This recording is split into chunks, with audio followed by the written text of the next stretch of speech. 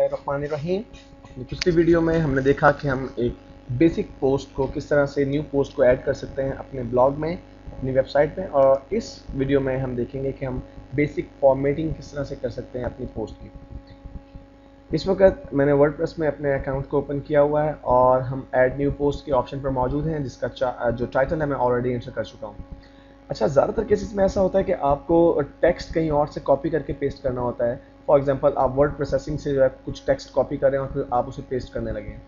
तो इस सूरत में मैं आपको बताता हूँ कि आपके पास दो ऑप्शंस क्या होते हैं।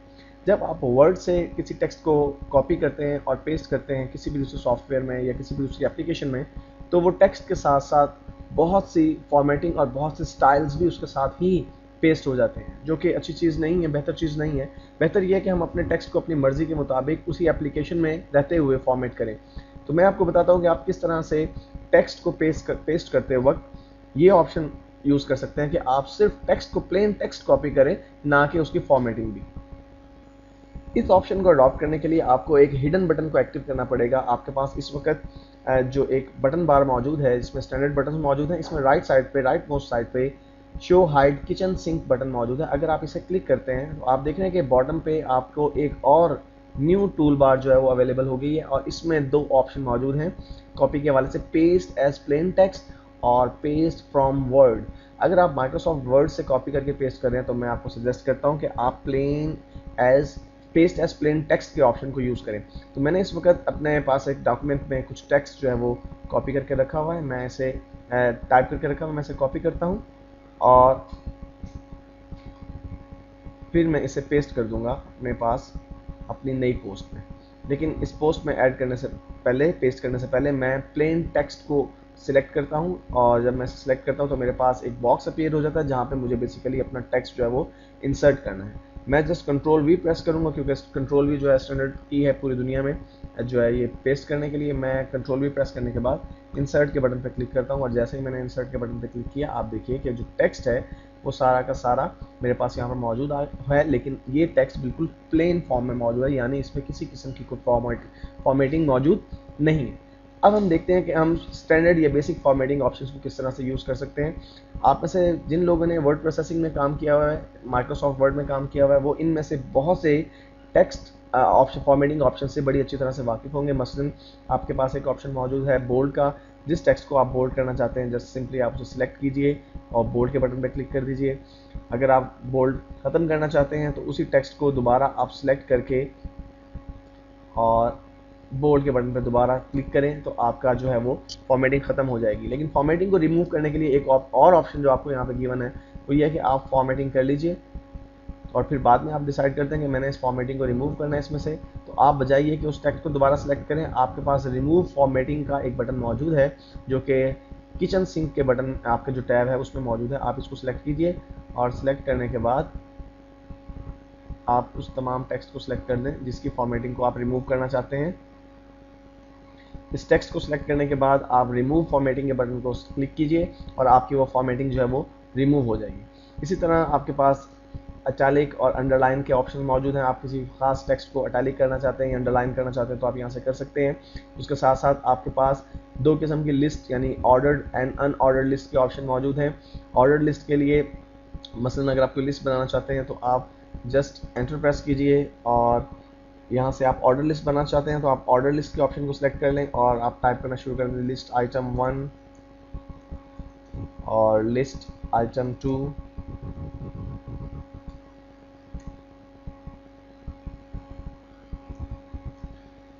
और अगर आप चाहते हैं कि आप अनऑर्डर लिस्ट को अडॉप्ट करें तो आप अनऑर्डर लिस्ट के बटन को क्लिक कर दें और उसके बाद जब आप टाइपिंग करेंगे तो आप देखेंगे कि आपकी अनऑर्डर लिस्ट जो है वो जनरेट होना शुरू हो जाएगी। मैं इस सारे टेक्स्ट को दोबारा से सिलेक्ट करके डिलीट कर देता हूँ और इसे बैक स्पेस करके दोबारा उसी कंडीशन पर रीस्टेट कर देता हूँ। इसके अलावा व्यूअर्स, आपके पास एक और बटन मौजूद है जो कि आपको माइक्रोसॉफ्ट वर्ड में शायद अवेलेबल ना हो, और व्यूअर्स वो बटन है आपका ब्लॉक कोड। ब्लॉक कोड का बटन किस लिए काम आता है व्यूअर्स? अगर आपके टेक्स्ट में से कुछ टेक्स्ट ऐसा है जिसे आप अलहदा से कोड करना चाहते हैं तो आप ब्लॉक कोड के बटन को यूज़ करते हैं। फॉर एग्जांपल, मेरे पास ये 2 पैराग्राफ हैं और मैं इसमें से सेकंड पैराग्राफ को जो है वो ज़्यादा प्रोमिनेंट करना चाहता हूँ, तो मैं ब्लॉक कोड के ऑप्शन को यूज़ कर सकता हूँ। इसमें मैं क्लिक करता हूँ उस पैराग्राफ में और ब्लॉक कोड के बटन पर क्लिक करता हूँ और आप देखिए कि आपका जो टेक्स्ट है उसकी फॉर्मेटिंग चेंज हो गई है और उसका जो स्टाइल है वो भी चेंज हो गया है और वो स्क्रीज होकर सेंटर में आपके पास खास तरीके से कोट हो रहा है। अगर आप इसे ख़त्म करना चाहते हैं फॉर्मेटिंग तो सिंपली आप ब्लॉक कोड के बटन पर दोबारा क्लिक कीजिए और ये ख़त्म हो जाएगा।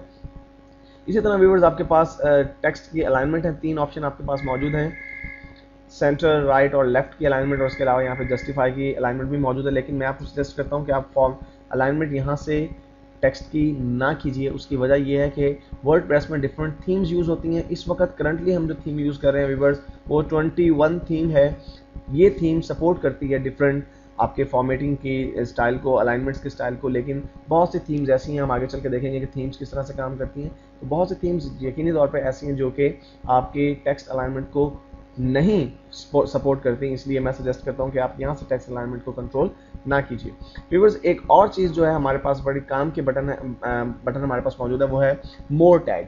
व्यूअर्स मोर टैग क्या होता है? फॉर एग्जांपल आपने एक बहुत लेंथी किस्म का आर्टिकल लिखा है लेकिन आप नहीं चाहते कि वो पूरा आर्टिकल जो है वो नजर आए एक पेज के ऊपर। आप चाहते हैं कि उस आर्टिकल का कुछ पोर्शन नजर आए और बाकी का पोर्शन जो है वो हाइड हो, लेकिन उसके वहाँ पे रीड मोर का बटन आपके पास मौजूद हो और जिसने उसे रीड आउट करना है जस्ट रीड मोर के बटन के ऊपर क्लिक करें और उस पूरा आर्टिकल उसके सामने ऑब्वियस हो जाए। तो उस सूरत में फॉर एग्जांपल हम समझते हैं कि यहाँ तक जो है मैं यहाँ पर एक मोर का टैग जो है एंटर करना चाहता हूँ, तो मैं अपने कर्सर को यहाँ पर इंसर्ट करता हूँ और इंसर्ट मोर टैग के बटन पर क्लिक करता हूँ। व्यूअर्स देखिए जो ही मैंने इंसर्ट मोर टैग के बटन पर क्लिक किया आप देख रहे हैं कि एक लाइन पेज ब्रेक बन गया है और यहाँ पे मोर का बटन जो है वो आपको नजर आ रहा है। अगर मैं इसे व्यूअर्स प्रीव्यू करता हूं अपने पास तो आप देखेंगे व्यूवर्स कि ये फॉर्मेटिंग अभी अप्लाई नहीं हुई है और उसके अप्लाई ना होने की वजह बेसिकली ये है कि हमने इस पोस्ट को अभी तक सेव नहीं किया। मैं इसे सेव ड्राफ्ट कर लेता हूं और सेव ड्राफ्ट करने के बाद व्यूवर्स मैं इसे दोबारा से प्रीव्यू करता हूं और अब आप देखेंगे कि मेरी ये सेटिंग जो है वो मेरे नए जो पोस्ट है जिसे मैंने ड्राफ्ट के तौर पर सेव किया उसमें शो हो रही है। मैं प्रीव्यू करता हूँ आपकी बारी से फिर और व्यूवर्स आप देख रहे हैं जैसा कि इस वक्त जो मेरा टेक्स्ट था वो बेसिकली कंडेंस हो गया है, कम हो गया है और यहाँ पे मुझे कंटिन्यू रीडिंग का एक ऑप्शन जो है अवेलेबल है। अगर मैं कंटिन्यू रीडिंग के बटन पे क्लिक करता हूँ तो बाकी का वो जो टेक्स्ट जो हाइड कर दिया गया था, छुपा दिया गया था, वो भी मेरे सामने यहीं पे ऑब्वियस हो जाता है, नज़र आने लगता है मुझे।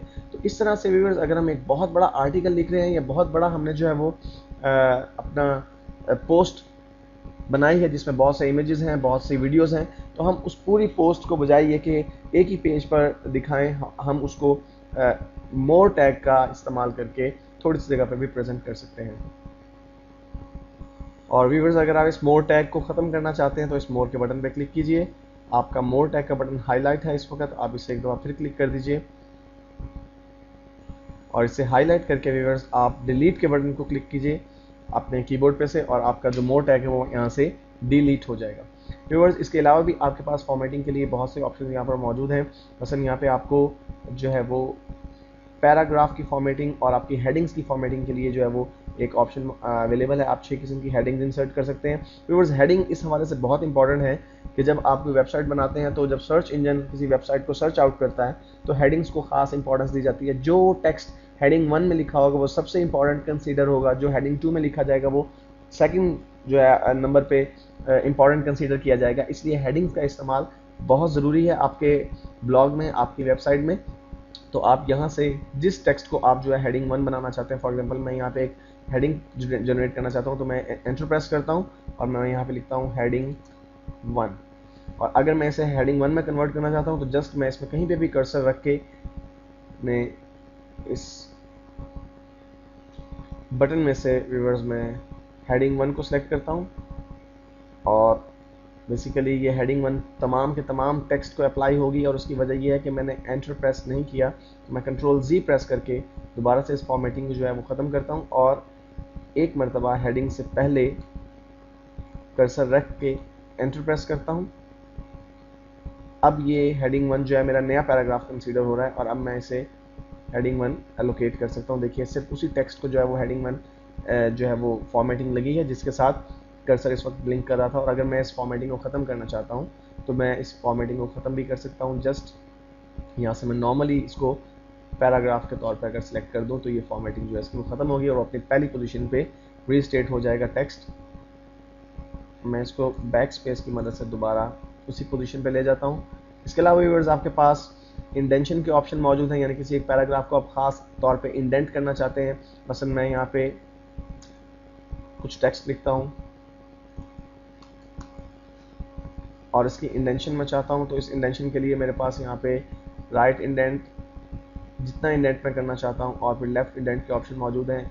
इसके साथ साथ व्यूअर्स आपके पास कंट्रोल, अंडू और रीडू के बटन मौजूद हैं, जिनकी मदद से आप अपने काम को अंडू और रीडू कर सकते हैं। टेक्स्ट की फॉर्मेटिंग के लिए, टेक्स्ट के कलर्स के लिए आपके पास टेक्स्ट कलर का बटन मौजूद है, जिसकी मदद से आप टेक्स्ट के डिफरेंट कलर जो है वो अपने पेज में, अपने पोस्ट में टेक्स्ट को दे सकते हैं।